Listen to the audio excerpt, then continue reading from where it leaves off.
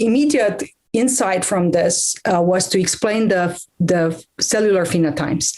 It was a paradox in the field for many years that in many systems, when you lose the activity of a spastin or katanin, there were fewer microtubules. In general, right, the microtubule array is sparse, disorganized, and as a result, there are defects in synaptic transmission, and actually there is also neurodegeneration. This explained to us because the enzymes actually have this regenerative potential on the microtubule cytoskeleton. It explained why when you lose them, you actually get this very sparse microtubule arrays, and you basically impact neuronal health.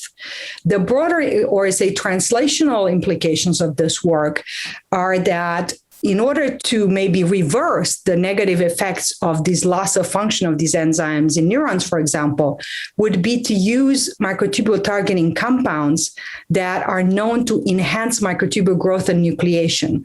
Like, for example, the taxane group of microtubule targeting agents used at very low concentrations, much lower than they're usually used for chemotherapy, but much lower concentrations could actually promote microtubule growth and perhaps counteract the effect of spastin loss. And in fact, there are studies done in Drosophila where they've used a model system where putting in the human disease mutations can recapitulate some of the neurodegenerative phenotypes seen in human patients.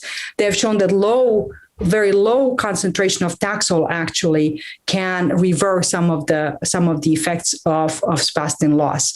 So I think it makes us look now into basically in microtubule targeting agents that can be used to enhance microtubule growth.